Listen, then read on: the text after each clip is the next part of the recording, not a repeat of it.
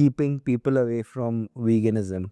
What are the myths and what are the realities that are not making people choose to go vegan? So before I enter and deep dive into this question, I think it'll be good if we first set an understanding as to what vegan even means. What does the word veganism mean? Unfortunately, the word veganism sounds so similar to vegetarianism, which happens to be a diet where one excludes consuming meat for either religious, cultural, spiritual, even you can say environmental or health reasons, whatever reasons. They don't eat meat.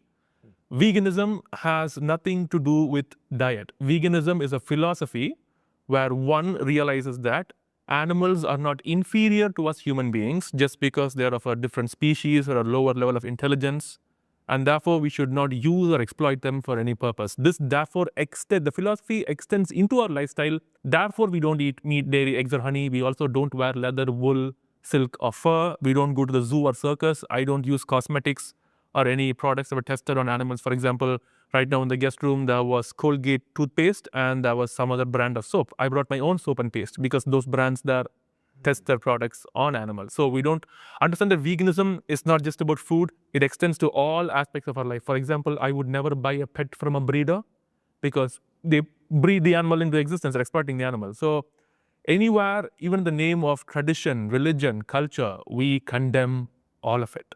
However, today we are going to be focusing on the food aspect majorly because I guess that's what... No, this is interesting. I mean, we can go in every aspect. Fair enough, fair enough. So when you ask right now, what are the myths and realities keeping people away from veganism? Let's first talk about the reality.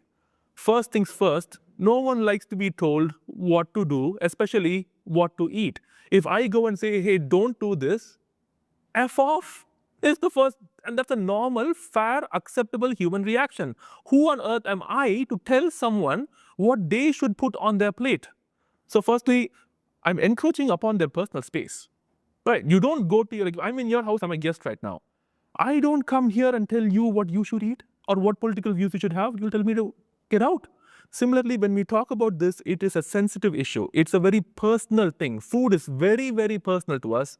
But unfortunately, I'm going out of my way to talk about this, not because I'm insane, but because there is a victim involved. All of our actions have far-reaching consequences, either post-action or pre-action. Here, how did the food get to your plate? What you call as food is now a deceased animal, used to be a living, breathing, joyful animal, or it came from a living, breathing, sentient creature who was tortured and exploited for it. Another reality is this: we human beings are biologically omnivorous creatures. We are not herbivores. We are apes. We are omnivores. And in our evolution in the jungles, to become who we are right now, Homo sapiens, meat played a major role in our evolution, right? So evolution benefits our survival and our chances of reproduction. That's the whole point of it.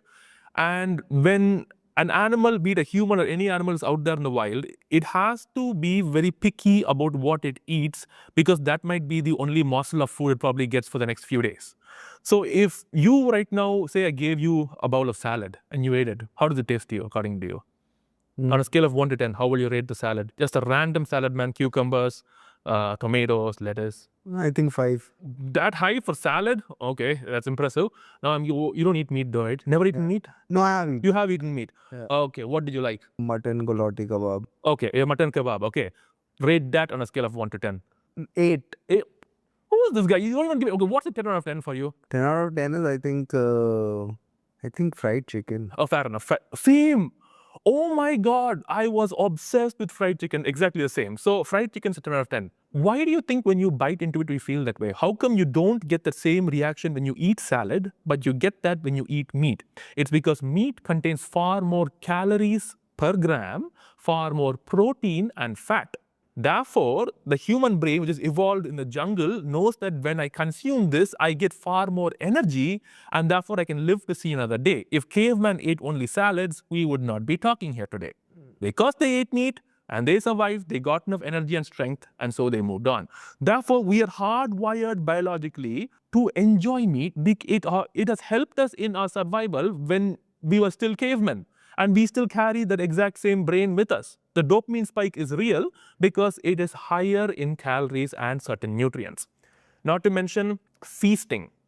We humans during occasions right now, we sit together in a circle and we all share food, mostly say it's meat-based, animal-based.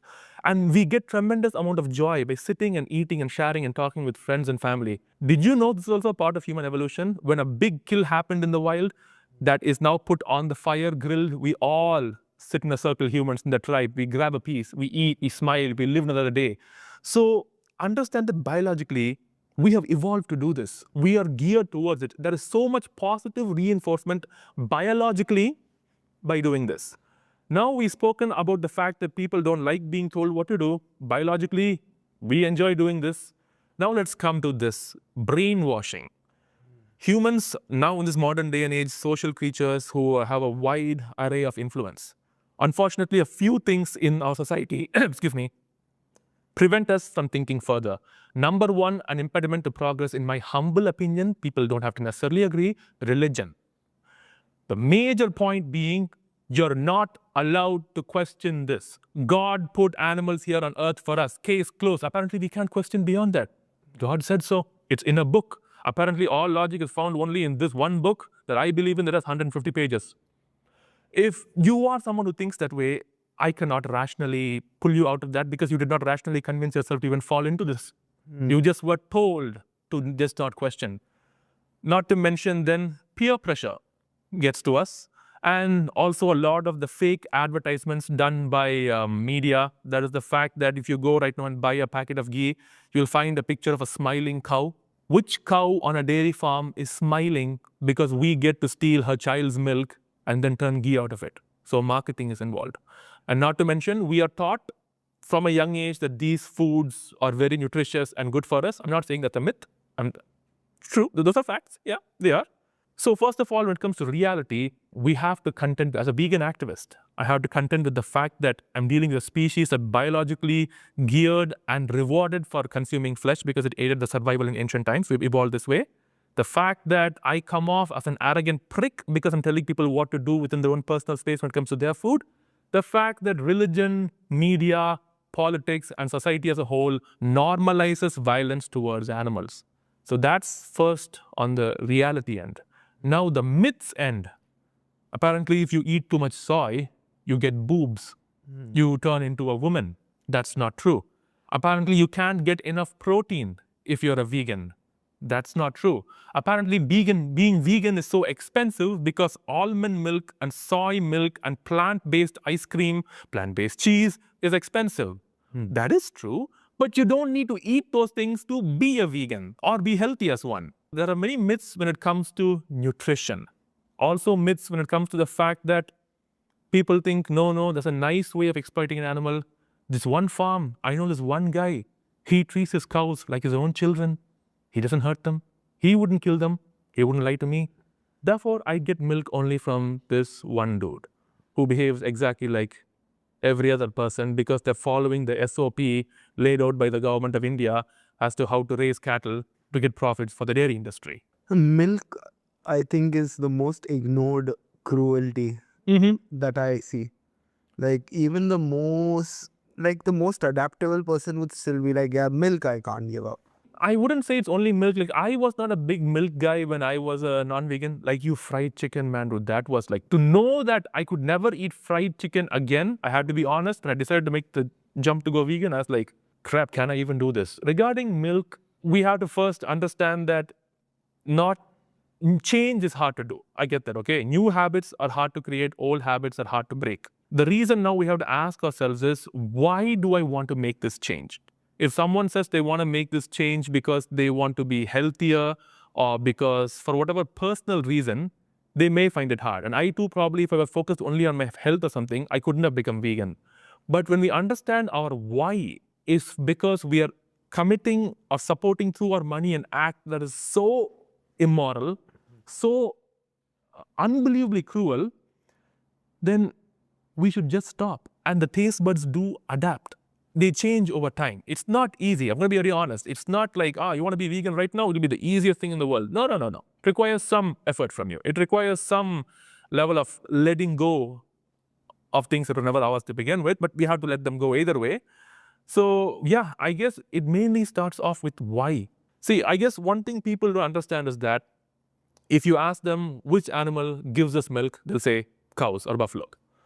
Then the question is, do they really give us milk or do we take it from them? They're like, I've never really thought of that. Okay, fair enough. Then the question I like to ask is, when do cows or buffaloes produce milk? Or when does any female human produce milk? When does she lactate? Either when she's pregnant or she's already had a kid in order to breastfeed the child. A mother monkey makes milk for a baby monkey. Mother giraffe makes milk for a baby giraffe. My mom made milk for me, not for you or for anybody watching. Cows make milk for me, my neighbors, my mother-in-law. Apparently, we've been taught that cows make milk for us. First thing to understand, just like any other female mammal on earth, she's lactating only for her child. And people ask, why do cows make milk? Then if I can't drink milk, why do they make milk? Buddy, just like every mother lactates for her child, she's only lactating for her child. The next question is, then how do cows or buffaloes become pregnant in an Indian dairy farm? And the answer is, a female cow or buffalo is held against her will because it's her body we are now using and she does not want to cooperate. They literally have an apparatus, you can Google it online, it's called a rape rack. It's literally called a rape rack that's constructed with steel that you can then shove the cow's head into and close like a guillotine behind her neck so she can't move much. Then her backside is exposed. Her tail is lifted up, her feet are tied, and a man approaches with the gloves in his hand and he shoves the gloves right into the cow's ass. Have to be detailed about this.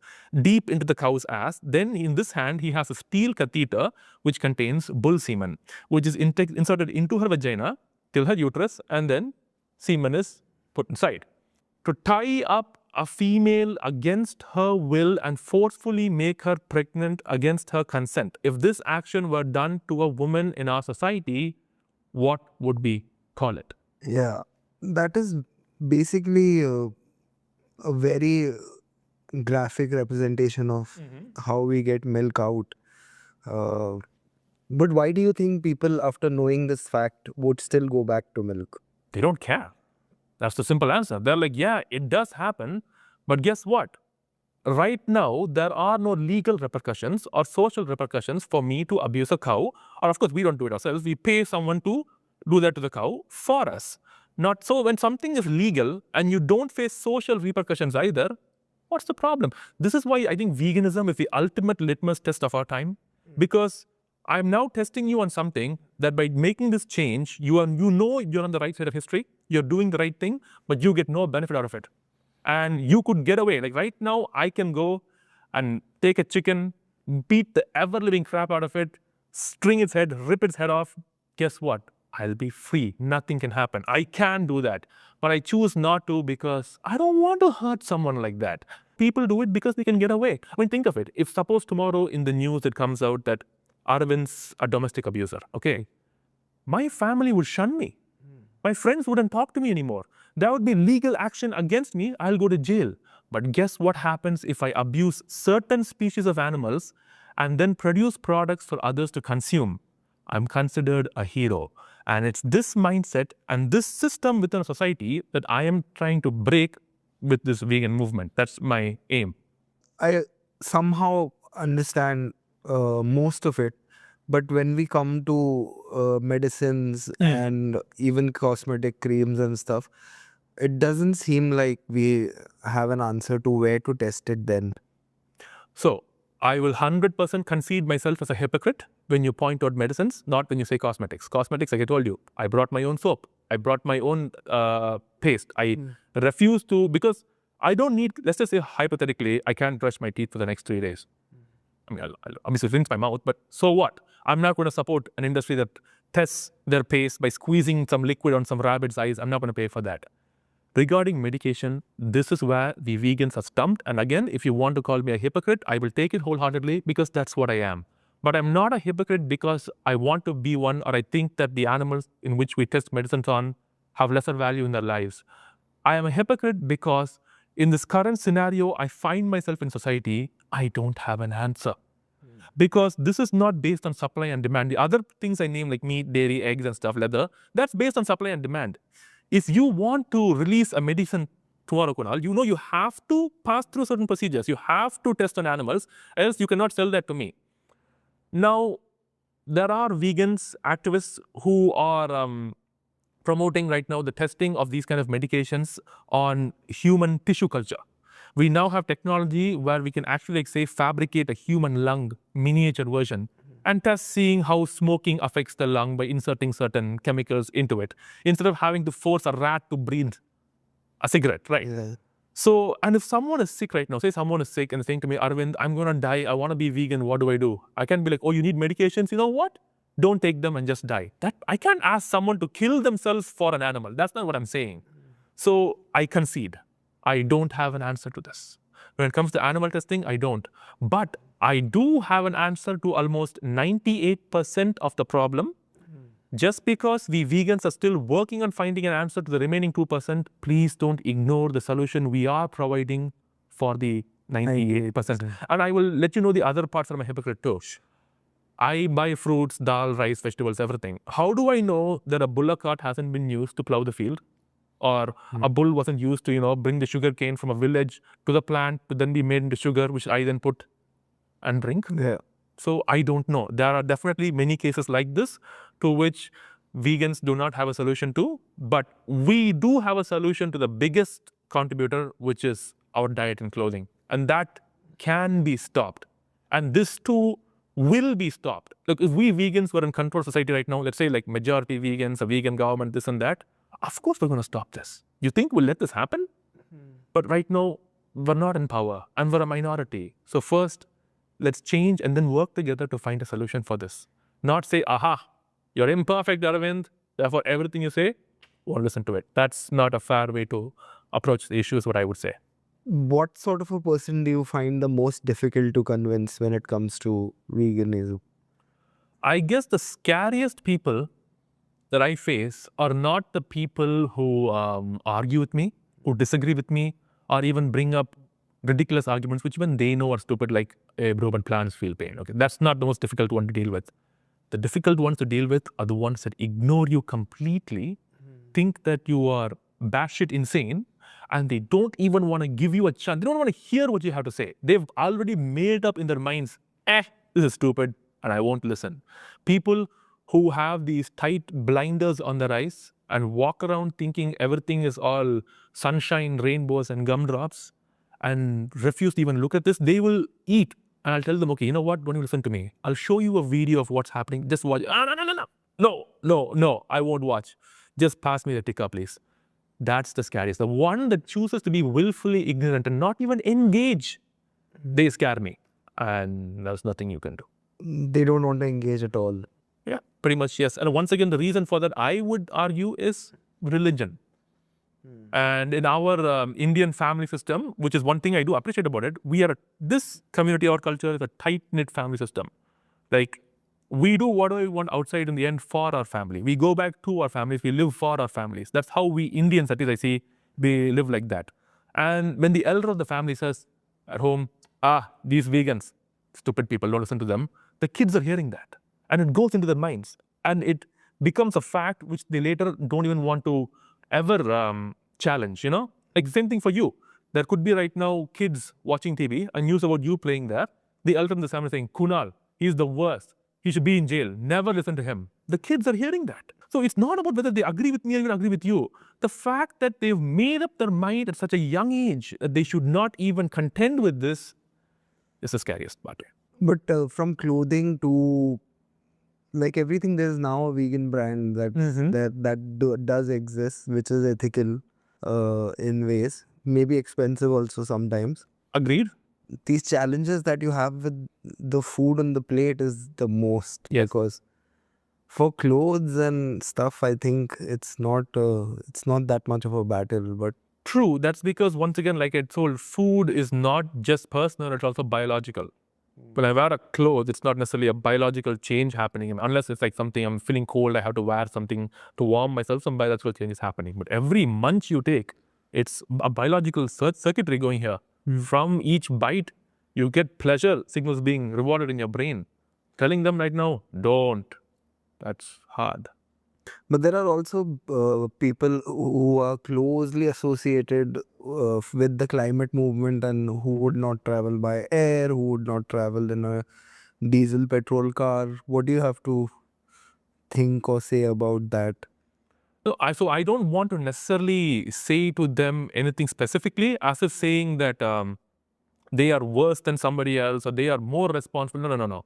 Everybody who consumes meat, dairy, and eggs in our society and who clearly has the option to switch. I agree. Not everyone in this country has the option. Being the most populated country with major differences when it comes to our economical structure, not everybody in this country right now can be a vegan. But trust me, millions can. It's them that I'm asking. And you mentioned right now exactly what again? You said the people who are eco-friendly, them. My point, like I said, if I now start targeting a particular group and saying, you guys are more responsible than others, I don't think that's fair of me. I want everyone to be accountable for their actions.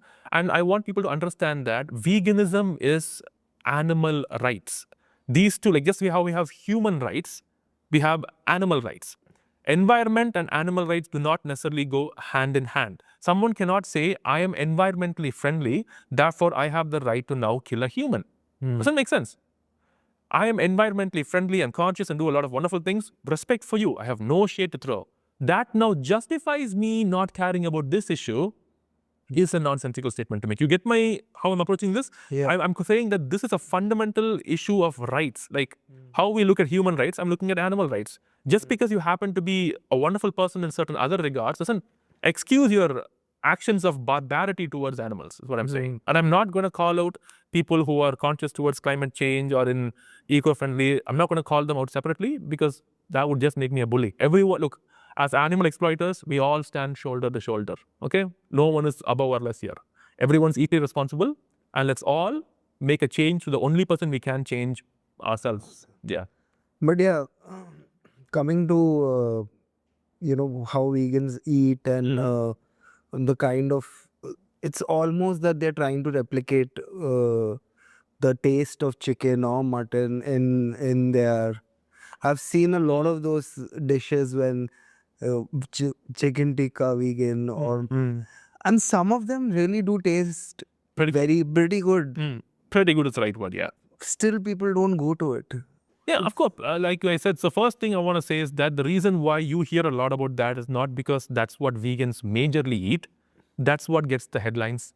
You know, crazy activists going to schools and giving proper responses and talking to people.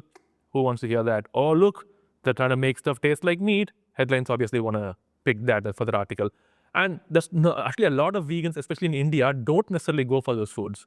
Because our traditional Indian foods are vegan. I'm pretty sure when you would have seen that video of me of saying idli, dosa, chutney, sambar, puri, masala, chapati, kurma, poha, upma, pongal, khichdi, uttapam, idiyappam, lemon rice, tomato rice, coconut rice, coriander rice, pudina rice, tamarind rice, veg biryani, veg fried rice, Shezwan noodles, gobi manchurian, mushroom manchurian, baby corn 65, bel puri, pani puri, vada pav, samosa.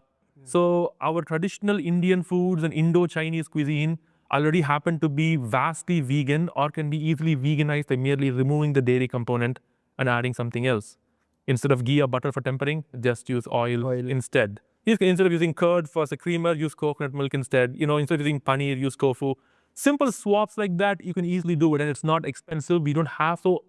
It's the influencers again on Instagram that get attention, and I'm not saying them not to. They can do it, but which looks fancy to you? Me showing you me eating idli, or look at this guy, looks like chicken. It's not chicken, tastes damn great. That's obviously what gets views, and they're very expensive, those products. And people immediately think, okay, so vegan means instead of eating the chicken I currently eat for protein, I have to eat this for protein. No. Eat soy chunks instead. Eat tofu instead. Eat seitan instead. It's a wheat gluten-based protein. So there are other high protein, low carbohydrate options for vegans. So getting into nutrition is a completely different talk altogether. My point is that, unfortunately, that is shown as what we vegans eat. For example, almond milk. Like everyone keeps promoting, look, vegans drink almond milk. Vegans eat avocados. So I've been a vegan for 11 years. I've been alive on earth for 33 years. Never eaten a single avocado in my life. I don't even know what they taste like. Yet, oh, you're vegan? You must be eating avocados and almond milk. I've bought almond milk twice in my life. Honestly, tasted like crap. Tasted like just runny water. Tasted like nothing, to be honest. And I paid 450 rupees for it. I don't drink that stuff. Today morning when I woke up, I didn't have any tea or coffee. I just went and had breakfast directly. I had some nice fruits though, watermelon, bananas as well. You know, so my point is that veganism can be made to work, especially for our Indian diaspora, if we know what we're looking for. And don't confuse expensive, processed foods that are optional, thinking that those are mandatory to be vegan. So, and about the taste of those foods, yeah, they taste pretty good. I've eaten some foods that honestly imitated fried chicken to such a good degree. I had to walk up to the front desk and be like, "Are you sure this is vegan?" And they were like, "Don't worry, sir. Everything here is vegan." There's a brand called Good Dot in Mumbai. If you're ever there, you can check out their branches. Good Do is their branch, completely vegan food. And they had this thing called fried crispies. That stuff shocked me. It tasted damn close to fried chicken. So yeah, it does exist. When also there are people like me who don't want to decide. I'm broadly a vegetarian, but I may have non-veg once in a month, or maybe once in say 20 days, or sometime once in 45 days. Maybe in a year there'll be 15, 20 days I have non-veg. So I just feel like I don't want to commit to I have this commitment phobia to go like vegetarian or vegan eventually. So yeah, it's just one more thing to let yourself down on. And that's the reason why I never should. Sure. So let me attack the heart of this issue you mentioned right now. Notice again how you first started off with saying why you're not vegan and then said you are a vegetarian and you also sometimes eat meat. Veganism is not a dietary preference. So the question you have to ask, I want to ask you a question and you have to answer it honestly. What is your view on animals? Do you think that they are so inferior to us in moral value that we have the right to use their body for whatever reason we want? Do not tell me about your preferences of food or how you find difficulty to keep up with commitments. I want to know your view on animals because that is veganism. It's unfortunate what we do to animals, and especially when it comes to the milk part, what we do with the cow, and what we do for leather belts and high-end brands doing that. I can't wrap my head around it. Why blame only the high-end brands? Again, see, you brought the animal activist here. So you are in front of me. So unfortunately, I have to grill you. So my point is no. But that was kind of a response that a politician would give. You didn't answer my question is, are animals inferior to us? It's a yes or no question. Are animals so inferior to us that we have the right to use their body for whatever reason we say so? If you want a one-word answer, then you can expand on it. I think, be honest. no. No, okay. Why not? Why no? Why are they not inferior to us, Kunal? I want to know. They are not inferior to us because... How? Well, let's play devil's advocate. I am the anti-vegan, you're the vegan right now. You're saying animal lives have value and they are not inferior to us. But explain to me, Kunal, I am saying that chicken is there, her dead body tastes great on my tongue. So, fuck her. Why should I care? Explain to me, why should I even bother? My point is, why does she have any value? Where does her value come from? Explain that to me. Value comes from your empathy. Like... her value comes from my empathy? Yeah, I mean, if you empathize with the animal... Okay, let's say there is a human being there. I don't empathize. So, does that mean that the value of the human is based on my empathy? No, that's not based on your empathy. Oh, okay, good. It's not. So, what's it based on for human beings? That's based on law and order. Okay, and you're right. You're absolutely right. I'm so, you know what, dude, first of all, I didn't say this. I'm talking to Kunal Kamra. Thank you so much for the opportunity. But delving headfirst into the actual freaking philosophy of veganism, bro, you're awesome. Love you. Thank you for talking to me. Yes, you're right. Based on law and order. Now, where do we get law and order from? We have two options here, Kunal. One is we as a community sit together, use our freaking brains where we talk based on logic, our experiences, and various different things, and try to come to a conclusion where we can live together happily in harmony. Or two, we say, there's a big dude with a big beard up in the sky. He gave this one random book to this one guy. Apparently, he's the messenger, blah, blah, blah. And we only follow based on this book. What do you choose? Our rationality or the book? Rationality. Beautiful. I'm with you 100%. Then, if we're basing it on rationality, so when you said I should not, the value of the human is not based on my empathy, but based on law and order. And then you say law and order is based on rationality. That means her value is based on our rationality to understand the fact that she is an individual and she has what we call as intrinsic value. Intrinsic means what I believe that I should not be harmed or I should not have cruel things happen to me because I personally appreciate being alive. I personally appreciate not having my body harmed. Therefore, I did feel I deserve to live. Right. So it's based on my intrinsic feeling. So if I say a human being has intrinsic value, whether I look at her in a positive way or negative way, him or her, she or he looks at themselves with value. Therefore, they have value. Extrinsic means what happened in the slave trade. They're just blacks. They're useful to me. They can pick cotton. They're just Indians. We can do what we want with them.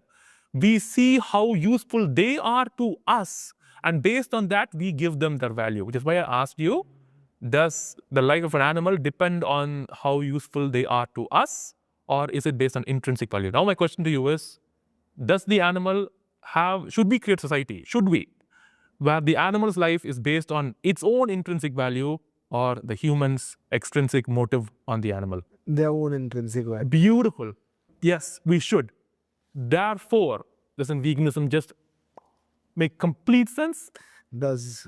Yeah, so that means when we are engaging in these activities in which we eat meat, dairy, eggs, and honey, or supporting any kind of exploitation, systematic exploitation of animals, we are being very irrational, very hypocritical, and audibly, honestly, like just horrible to them for not a valid reason. Like I said, if you told me like, bro, I would die, like literally, physiologically, I would die if I don't take a medicine or eat this, means I can't say anything to you. There's nothing I'll say to you. I will not tell you, no, it's immoral or wrong. That's your life on the line. Yeah. But we do it because it tastes good. You eat tikka because it tastes good. That's not fair. That's not fair. Yeah, I mean, there's no disagreement on the fact. But the thing is that it's just that commitment. Like you said, you ask me these questions, I'm on your side. I see you next year, I would have still had non-veg for 20 days. At least you're honest, but the honesty is in two ways. One, you're agreeing it's wrong, and two, you're not someone like, yes, Arvind, I agree with you, I'll become vegan. I hate those people. And then they'll still be that. That's what I hate. This, at least I really appreciate honesty. Yes, you refuse to be a part of this stupid, violent system because it is violent, horrifyingly violent. Violence that we can't even imagine. Like if someone just pricks us with a needle where like hurts, stub our damn toe somewhere here hurts. We are literally shoving a 12-inch knife into someone's larynx and going, and then like pulling this back so that blood can spurt out. Like that's, the violence is unreal. So you then, despite knowing all of this, of course, as a human being, you can choose what you want to do. You are choosing then to be on the side of injustice. We are taught so bad, like from a young age, the dog and cat, their lives, it matters. They're beautiful, they're wonderful. Chicken life doesn't matter. Fish life doesn't matter. Buffalo cow doesn't matter. Like we have degraded and devalued their life so much. We look at them and we see a sandwich and a pair of shoes. Society is going in the wrong direction. You have a choice. You have a choice to choose, like, you know what? Society may be messed up, but Kunal Kamra is going to stand on the side of justice. I'm not asking you to be vocal about veganism. Just be a vegan. That's all I'm saying to you. You don't have to be like me. But when it comes to animals, you're right. We have the social conditioning to dog, cat, okay. Chicken, not okay. Some people worship cows. Some people do worship cows. They say they do. Oh, no, I will have to say that's unfortunately in our country a big excuse. Like, you can't, look, I'm very honest with the audience right now. I don't want to label any religion, but of course, you know what I'm talking about. In particular, I don't want to, because I've noticed in our country, the moment you mention one particular religion, or say one particular thing, they'll be like, what about the other religion? You have to call them out as well. So let me just put it this way, phrase it in a way where nobody has to now divert the topic. You can't call someone as a family member and then treat them like shit.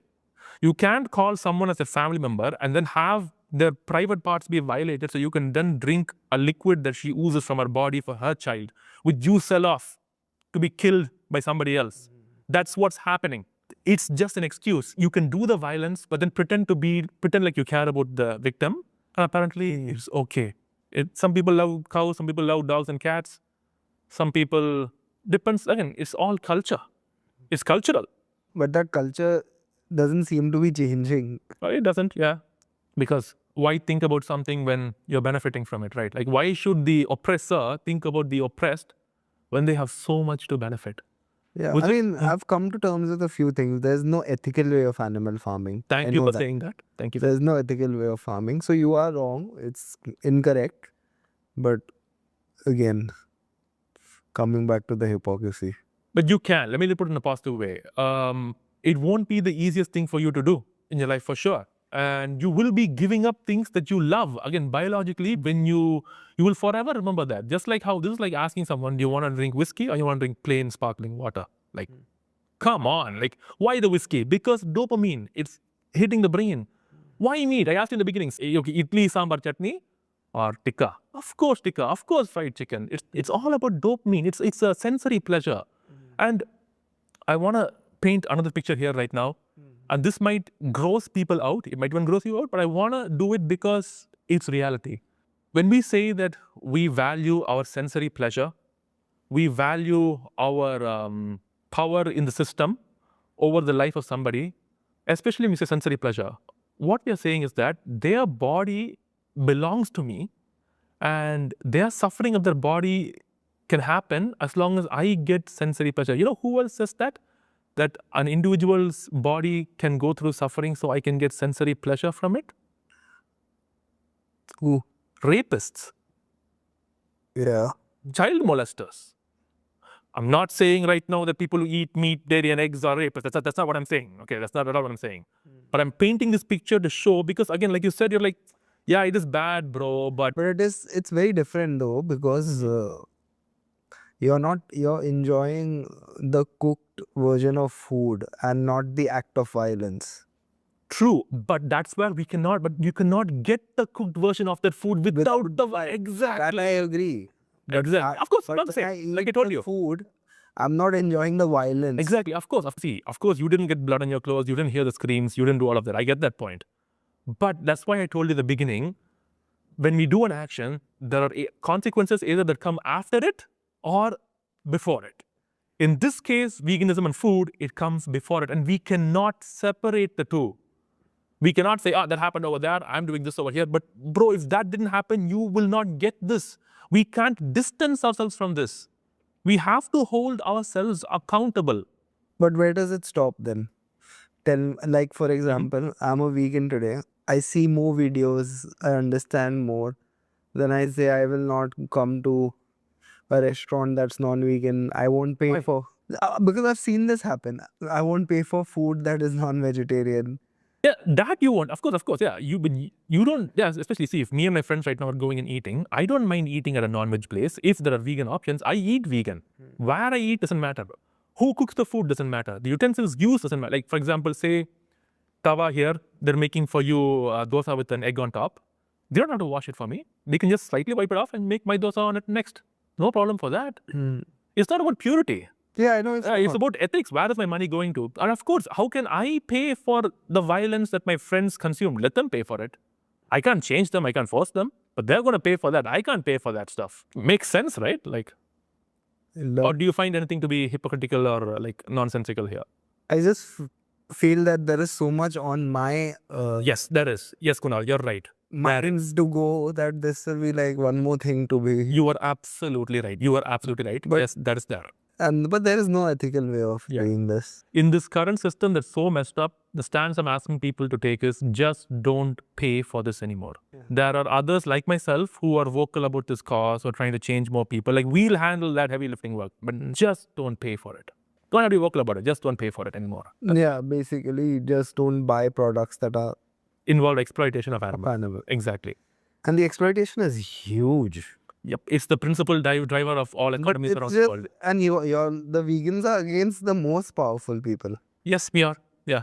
Like, Trump going to McDonald's is just such a tight... Oh, completely understand. See, my thing is like, I understand what we're doing. Let me put it this way. In my life, conservatively, I have convinced probably 3,000 people to become vegan. Conservatively. Or maximum 10,000, something like that. Okay. But just today alone in India, we had 60,000 new babies born at the very least. And none of them say become vegan. And then tomorrow happens, and day after tomorrow, and the day after that. So even if I convince 1 lakh people to become vegan in my lifetime, it's outdone by just 2 days of humans existing in India of birth rate. Right? So I'm very well aware of what I'm up against. It honestly feels like I'm wearing a backpack that weighs over 100 kgs. And I'm forced to climb Mount Everest at a 90-degree angle. I understand what it's like. It feels impossible. In fact, sometimes it's like, why even try? What's the point? Who's going to listen? Who's going to change? Nothing's going to happen.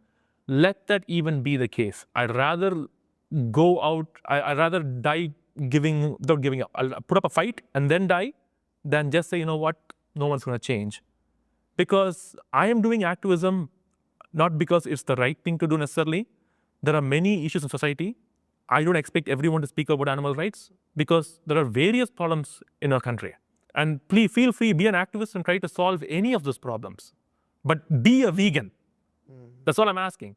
The reason why I am a vegan activist is because of all the things that I have witnessed in my life. From atrocities happening to humans across the spectrum and what's happening to animals. What's happening to animals is what emotionally affected me the most. And it's because it emotionally affected me so much, I am an activist of it. I did not become a vegan because of the emotional thing, but the emotional thing is what drives me to be an activist and be vocal about it. Like, there are a lot of people who talk about if there could just be this one animal for meat that we raise and not kind of do this to any other animal. Like it's again breeding of sorts. It's not. But a lot of people had these ideas for sure. But again, what we're saying then is one species is again morally of less value. That doesn't make sense. Look, if there's one methodology of making meat I'll support, it's this one. It's called no-kill meat, aka lab-based meat, where we take a single cell from an animal and culture that into tissue. Let people eat that, I have zero problems. Note that I don't have a problem with meat. I don't have a problem with milk. I don't have a problem with eggs. I'm not saying this is impure food. If you eat this, you're like, impure or low. I'm not saying any of that. Eat.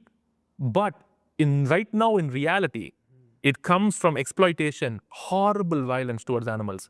Have you seen this movie called Cloudy with a Chance of Meatballs? No, I haven't. No, it's an animated movie where meat literally rains from the sky. If that happens tomorrow, eat all you want. See if I care. Yeah. Because there's no violence happening. But that's not reality. But a lot of people have spoken about hunting and eating. I will admit, hunting is probably less cruel than what we get as conventionally made meat. But you're still having to finally kill the animal, which is not necessary. The animals that we raise conventionally, man, their life is from birth, death is their only liberation. The moment they finally die is the best part of their life because they don't have to suffer anymore. That's how bad it is for them. Because there's no space for them, they're kept in... It's because those reasons, they are considered resources and we have to maximize our profits. And in order to maximize my profits, I will do whatever I can and want with that resource to get the best amount of money. If that means injecting a cow 3 times with hormones, which gives her cramps in her stomach, like it makes her feel like she is giving birth, labor pain.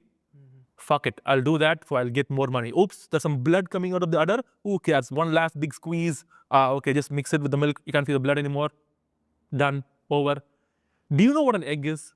Did you know that every female human being has eggs in them? And they come out once during the menstrual cycle? A chicken in the wild lays around 12 to 15 eggs a year, just like how a woman probably has 12 to 15 periods per year. Do you know how much eggs a chicken is forced to lay conventionally in an egg farm? Almost a single egg every single day, which means that her cloaca, which is basically the organ that a bird pees from and poops from, they have only one hole. That's where the egg also comes from. What happens is that since she's forced to push out an object every single day, that hole becomes open, full of infections. When you go to these egg farms, have you ever visited a slaughterhouse at all in your life? Not I'm not talking about chicken slaughterhouse where you just wait outside and you order, not that one, like a proper. No, I've seen it in a documentary. Oh, you haven't seen it. Okay, you've not been there though. When you go to these egg farms or slaughterhouses, the first sense on the human body that hits you is not what you want to see. The smell is unbelievable. It's putrid because they're literally standing on their own urine and feces. And then they're forced to push out. So there's all bacterial contamination everywhere in their eyes, their beaks, their toes, everything. And then even in these egg farms, what they do is they cut off their beaks and their toes at birth for baby birds. The reason being is since we put them in such cramped, tight conditions, they will tend to peck at each other to get more space. But then if they peck, that will lead to a wound, which will lead to infection, which will then lead to death, and therefore a loss for the egg farmer. So on the day they're born, We segregate them based on the gender, male and female, because a male chick will grow up and become a rooster. Rooster does not produce eggs. Hey, chick, hen, you get eggs. So the male chicks are all taken first and they're all culled the day they're born, buried alive, sometimes burnt. These ones are then taken and they're put into cramped, confined cages after having the beaks and the toes cut off so they can't peck at each other. And they're slowly, they lay eggs. And after 2 years of doing that, they just die, bleeding through their cloaca, which is like their vagina. So the chicken that lays the egg is not used for the meat. That's just Of course they are. They can be used maybe like, they do use them. Of course, they will not let anything go to waste. It's like a byproduct they get, something like that. But there are a lot of farms in all over the world right now which are grazing a lot of their cows. So their cows are relatively free and they just kind of see it from geo. But again, the kill. It has to happen. Of course, the life up until they reach the slaughterhouse might be pristine. I don't know. Maybe. But then again, if I told you I was raising someone for the sole purpose of killing them, if I brought someone into this world for the sole purpose of killing them, that would be called as an act of psychopathy. But if you do it to animals, it's called as farming. You know, I'm just like you. I'll tell you why. When I first got confronted with the ideology, I was like, man, like, yeah, it's wrong, but what do you do? Like, it's wrong. What can I do? Yeah. And I was thinking in my mind, there has to be some way to do this ethically. I was so comfortable with the idea that this thing does exist. And I'll just imagine that what I'm getting is that. Make me feel good, right? Until I finally stumbled across the video that convinced me to become vegan. So that was an activist from the US. His name is Gary Yourofsky. He is very controversial, you can say. In my opinion, he's such a wonderful guy, the heart of gold. But yeah, the thing is that guy, he was giving a talk in a university as to why we should be vegan. And there were certain profound statements he said in that. It just shook me to my very core. Like after hearing those statements, I'm like, I thought I always had a comeback for something. For the first time in my life, after he spoke, I'm like, I don't know what to say to this. He asked the following questions like, how would you feel if the day that you were born, someone else planned the day of your execution? Freedom is a birthright. It's a God-given right. If a God wanted his babies, his creations to be tormented and tortured and killed, then he wouldn't be God. He would be the devil. Do you really think there is such a thing as humane slaughter? If so, do you also think there is such a thing called as humane rape, a humane terrorist attack, or a humane holocaust? In fact, what is your definition of a holocaust? Is it a massacre of human beings or a massacre of innocent beings? And I was like, I don't know how to get back to that. I'll still keep listening. Then he said, do you honestly believe that farmers are nice to the animals? Do you really think that whites were nice to blacks when they took them across the transatlantic slave trade? Do you think that the Nazis were nice to Jews when they're mass killing them in gas chambers? What makes you think for any capacity, humans and farmers are nice to animals? And then I guess the final point he made was that if the animals ever formed an organized religion, the devil would be depicted in human form. Yeah. And I just sat there listening and thinking, shit, I don't have a comeback. Usually I think I have some comeback, something I could say like, haha, this is wrong, no, you're exaggerating. But I'm like, no, people, we humans really are that bad. Like we are the worst. We are the devil to them. We do nothing but take from them. We have no value for their life. And after hearing that, because I have seen cruelty videos of animals being killed even before, hearing the stuff. I mean, you must have seen right now and then Facebook, they just appear in your timeline, a random video of, see, in that way, PETA's cool. They were my first introduction to seeing all of these cruelty videos. But I saw them and like brain, I was like, yeah, it's sad, but I guess it's necessary. It's a necessary evil. What can we do? But then you realize, no, it's not. So if we're not killing them for survival, and if we don't need to eat them for food, why are we doing this to them? Yeah, that's true. We're just doing it for our taste buds. And we are conditioned. It's habit, tradition, convenience. Convenience, he said, remember he said this word like, oh man, I want to change, but how do I pay the bills? It's convenient to be a non-vegan, right? You don't have to think so much right now. Yeah. This is inconvenient. Agreed. Completely agreed. Comparatively, it's definitely inconvenient to be a vegan. Not because getting nutrition or tasty food is hard. You have to think more. Be more present at what's happening. If you're buying some junk food, you have to turn it around and read the ingredients list, whether it has milk solids or not. A more responsible consumer, and that is harder to do comparatively. Any vegan brands that have come out of India that are impressive? I am a big fan of a brand called Good Dot, Gooddot. They are this mock meat company. They're the ones I spoke about from Mumbai. They're actually from Udaipur, Rajasthan. And they make fantastic mock meats. They sell these kits on their website called like unmutton daba curry. It's apparently unmutton daba curry, unmutton keema. They're really good, really tasty. Not healthy, mind you. They're not meant to be healthy, but they're damn good. Good Dot, I'll check it out. Yeah, Good Dot is really good. There's another mock meat brand called Blue Tribe. There's something called Shakahari, which I think is a play on words. Like Shakahari in Hindi means vegetarian, but it's S-H-A-K-A Shaka, H-A-R-R-I, Shakahari. And I believe that Dhoni is their like brand logo or something, not sure. The last question I have for you is Virat Kohli a vegan or not? No, he is not a vegan. He is not. Because that's what the discussion is down to, I think. Every once a year, we figure out if he's a vegan or not. So the thing is that he is what we call as plant-based. Have you heard this word called plant-based before? Yeah. Plant-based basically refers to someone who predominantly eats plants for either health reasons. He's doing it for performance, sport for performance reasons, right? That means that right now, if you said, bro, it's my birthday, here, take a chocolate, I'd ask you, Kudal, is there milk in it? If you gave that to Virat Kohli, he would take it and eat it because he has no ethical qualm with it. And a little bit of dairy to his diet, a little bit of meat to your diet doesn't, maybe, look, you can eat meat and be healthy. I'll first make that statement very clear because there are many vegans who say shit like, oh, you have to be vegan to be healthy. If you eat meat, you will die. That's not true. But he is saying he's doing it for his sports performances, right? He could eat meat now and then to not be socially awkward and then still perform well in sports, right? That's what he's doing. He probably wears leather, rides horses, goes to the zoo or circus, probably. Yeah. So he is definitely not vegan. A vegan is someone who, veganism, what is it? A philosophy where we avoid now animal exploitation in all regards. That's a vegan. Virat Kohli is not avoiding animal exploitation. He is not against animal exploitation. He eats primarily plant-based food because it's helpful for his sports performances. That's the reason why. He's not a vegan, no. If someone has to adapt to veganism, do you have like a starter pack of how they should go around it? Yes. And I'm going to do a huge plug-in right now.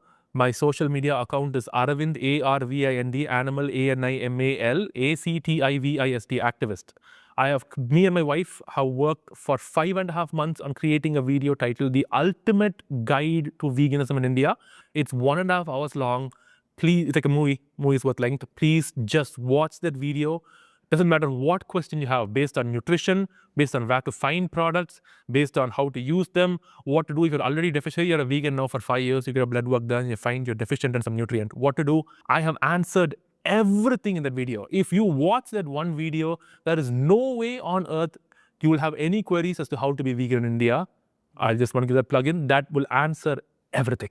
Okay. You just watch that one video. Yeah. Thank you so much for your time. I had a great time talking to you. Thank you so much for... You have such a big platform, yet you chose to give it to... No, I love your videos. I love what you do online. It's great.